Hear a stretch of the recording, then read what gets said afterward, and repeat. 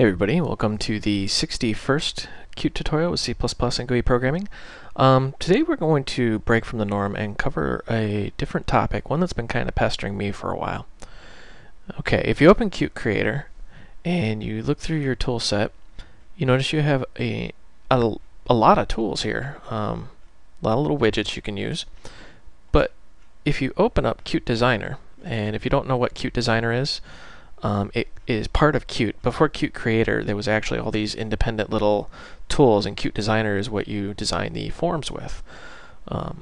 So go into, what is it, Start, Programs, Qt, and then under Tools is Qt Designer. And when you launch this, it says, what do you want to do? You want to build a dialog with buttons, etc., etc. So just say Create. But you notice how there are a lot more widgets in here. Things like, gradient editor, analog clock, world clock, phone on video player, things that we haven't covered yet. And if you've been struggling along, and I'm actually going through a chapter on how to create widgets, and you're on Windows, you're going to be sadly disappointed. Here's why. Yes, you can create widgets, but I ran into this problem. When you create a widget, even from the, the tutorials that they give you, you will get expected build key, Windows MSVC release full config got Windows MingW release full config. What does all that mean? Basically, your plugins won't load. And we can kind of verify that by going in here and let's see here, about plugins. And this will show you the plugins and who created them and whether or not they're loaded. And you'll see an error message in there basically saying, couldn't load your plugin. And you can go form editor about Qt Designer plugins is actually the correct place where you'll see the error message. And if you tried building your own custom plugin, you'll actually see your plugin here, and you'll see a reason why it wasn't loaded. And that's what I ran into. And basically, what I found out, what I was told in a very roundabout way, is you have to build Qt Creator yourself using the MingW compiler. Let me try to explain this a little better. Qt Creator was compiled with Microsoft Visual Studio, but Qt Creator compiles things with this MingW, and they have this special key in here that disables the ability to use widgets if you've compiled your widget with MingW. So if you've downloaded Qt Creator from Nokia, let's actually go there, downloads. If you've downloaded this, as I've been telling you to do, you won't be able to create your own widgets unless you compile it, or if you're running on Linux, and I think Mac has the ability to do it too. So just go ahead and download the Qt Creator source package, 21 megs.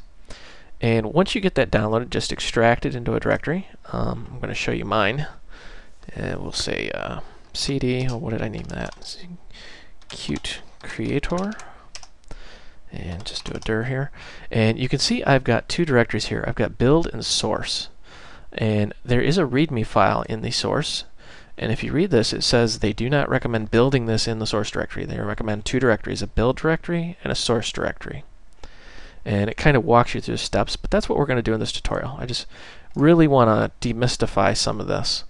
So you've got two directories, build and source. You'll have to create the build directory yourself, by the way. The source directory contains all the source code. And let's actually go with CD.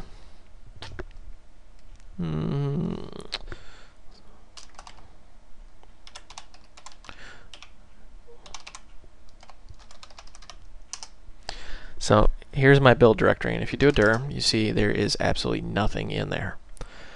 Now, notice this is the Qt command prompt, not a normal command prompt. You have to go into Start, Program, Nokia Qt, and then open the Qt command prompt. And that will load all the Qt paths in the background. So once you've gotten to this point, you've downloaded the source, you've extracted it, you've made a build directory and a source directory. The source directory contains the source code.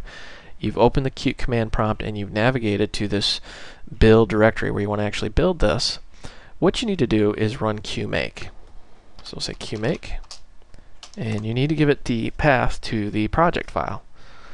and we'll say C Qt creator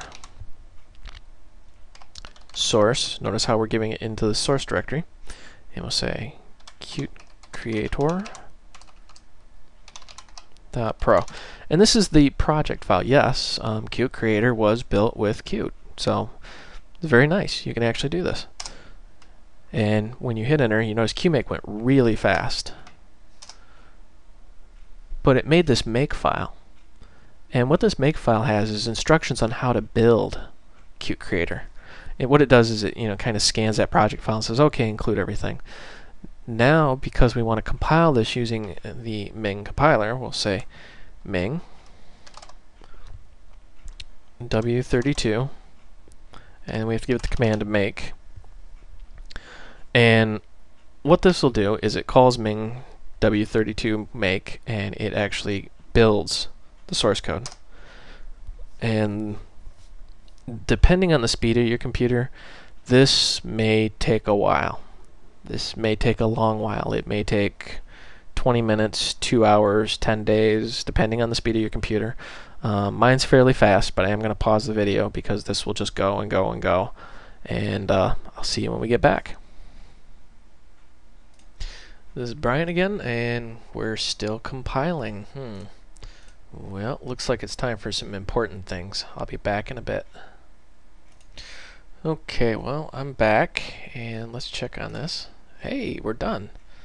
Alright, so let's actually go in here, and you can see that we have our source directory, and our build directory now has stuff in it.